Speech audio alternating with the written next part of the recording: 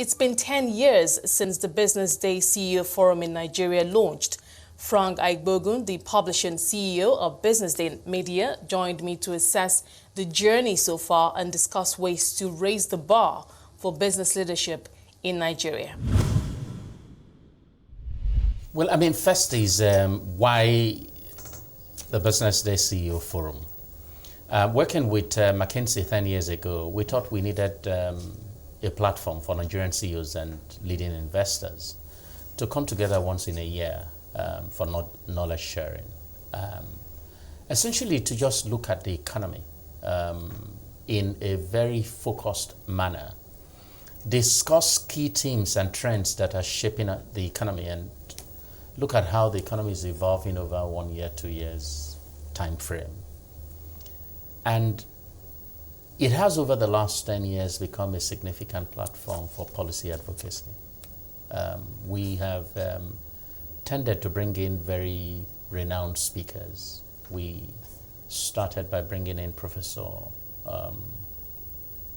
the Oxford professor who, I think all over the world, is known for his work in the area of strategy and competitiveness. We have had professors from MIT come to talk about innovation. We have had professors come from Oxford to talk about economic management.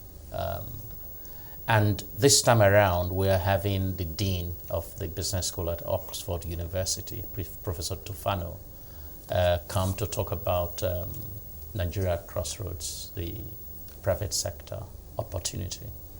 To just look at, it's been a very interesting last 2.5 years, for businesses in Nigeria and for CEOs and investors.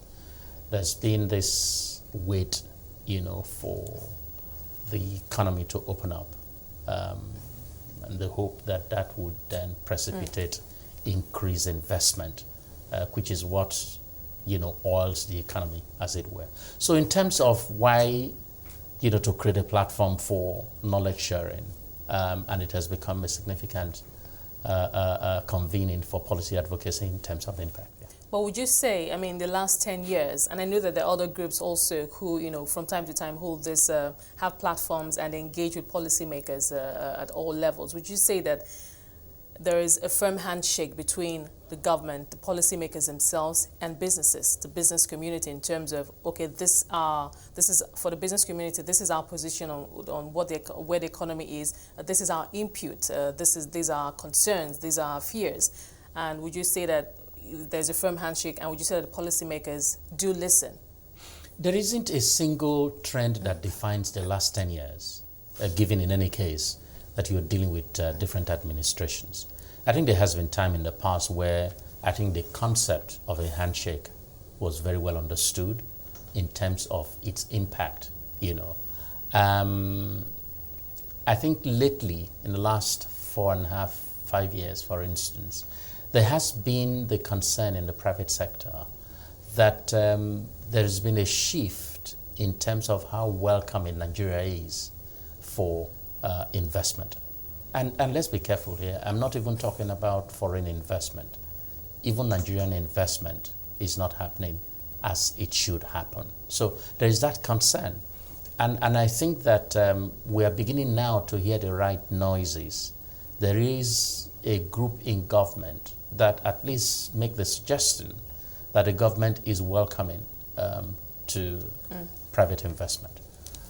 I think people need now to see more than just the noise. We need to see actual policy and policy implementation to back that. Okay. Let me take you back to this year's theme, Nigeria at Crossroads, the private sector opportunity. Yes. What does that mean? Well, in any case, regardless of how difficult situations are, there are always bright spots.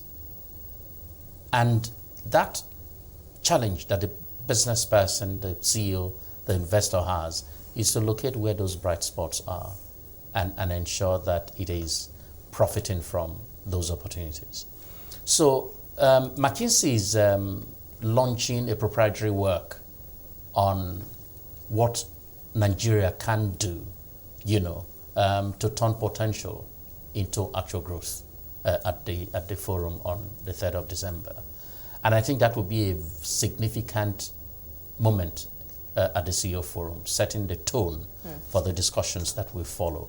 McKinsey are a global consulting firm, and they have done significant work here, and we hope that CEOs and investors at that forum will benefit from that work. I'm a little curious when you say Nigeria at Crossroads. Yes. Could you shed more light on that? Nigeria is at Crossroads. I mean, everything you hear today talk about a 200 million population, talk about a youth population that is in excess of 60, 70%, talk about a country that is rich in potential but very poor in terms of actual growth, talks about significant concerns around healthcare and education as well, but still talks about significant improvement in area of technology and all that in terms of providing opportunity for young people. So in all of that mix, one very good way to describe Nigeria today is that it's at a crossroads. Where should it go from here? If it doesn't do the right thing, this significant 200 million population will turn into a disaster. If it does the right thing, then who knows? Nigeria could be the next big thing to happen. Let me ask you this question, just to hear your thoughts on the role of business, the role of the business community in nation building. I mean, we hear this, it's a discourse all over the world in terms of how businesses are contributing, what is their quota, and to what extent do they play or participate in the growth and development outcomes of countries, especially developing countries like Nigeria. I mean, what comes to mind for you when you think about the Nigeria situation? I think what comes to my mind is indeed what you see elsewhere in the world. The business of business is to make investment. While it profits from that investment, it generates jobs, creates and builds wealth expansion through paying taxes, but building wealth for shareholders as well and other stakeholders, improving technology, and helping to drive learning across the broad spectrum of society. Now, when that happens, hope is restored because people get jobs when they get out of university. They buy cars, they build houses. So it percolates across the entire spectrum of the economy. If businesses are able to make the right investment and manage that investment, government providing the environment for that investment to thrive. It's a no-brainer. Yeah.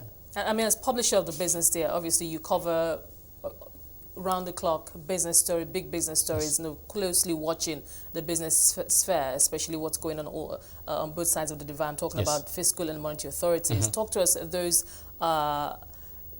changes or maybe headlines that you have stuck out for you in terms of whether we're making progress or if we're taking a few steps backwards, and just how that has shaped the economy this year as we head towards the end of the year. One of the things that you see, for instance, is significant rice harvest this year. I have personally spoken to rice farmers in the last 2 weeks who say they have never seen the kind of harvest that they are seeing this year.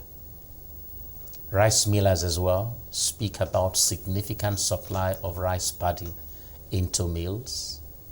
There's been an expansion in the milling capacity. We now can easily talk about 5 million or excess of 5 million tons per year milling capacity. And that is even before Dangote mill starts. So by the time that comes, that will be a game changer. So that's one area. The rice is a staple. Nigeria is about rice. Rice is about Nigeria. So that's a significant development.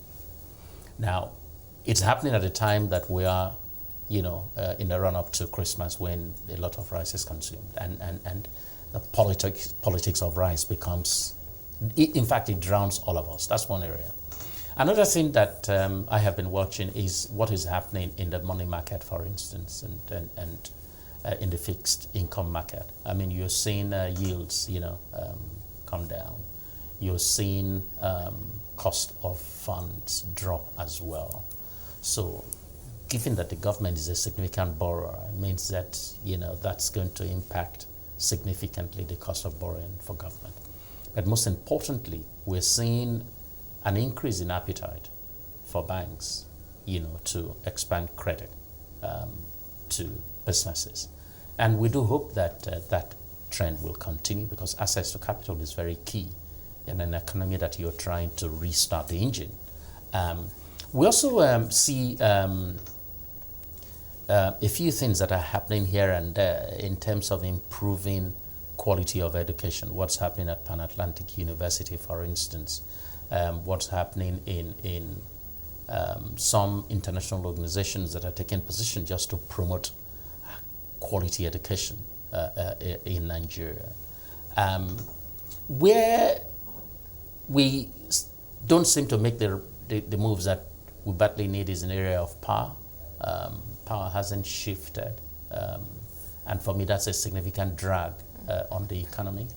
And until you really get power right, GDP growth would continue to be moderated or tempered. I believe that that's one area. I also believe that in the area of infrastructure as well, that for as long as government does not open the building of infrastructure to significant private capital, so long we will continue to struggle. I think that there ought to be a very good PPP framework in Nigeria today, attracting the capital that is all over the world, coming to help us build infrastructure, toll bridges, toll roads. And for me, that's the formula for success for Nigeria. Now, as this CEOs meet on December the 3rd for the CEO Forum, what are those key outcomes that you're hopeful for, perhaps in commemoration, if you will, for the 10th year anniversary? Firstly, would be a reaffirmation of our mandate, to just, if you like, put a stamp on our proof of justification. Oh yes, 10 years, what have we done? These are the key milestones. That's one. Secondly, we will be having, for the first time this year, a governors' conversation. We're inviting governors, because often the focus is on the federal government, but as we know, that's just part of the pie. The states are a key driver of economic growth or national development. So we want the governors to come into that conversation and be able to share with the CEOs what they are doing in their various states in terms of reforming their economies, in terms of building infrastructure, in terms of providing the right climate for investment to come in, what the key attractiveness are for each of these states. So we are by this engendering some healthy competition among the states for investment dollars. That was Frank Aigbogun, publisher and CEO of Businessday Media. Well, that's it on Beyond Markets. Thank you so much for being a part of it. Remember, you can watch the show or all previous episodes of the show on our website, that's cnbcafrica.com. You can also stay engaged with the hashtag Beyond Markets. You can also follow my Twitter handle too. It's at Esther O. Awoni. From myself and the team, it's bye for now.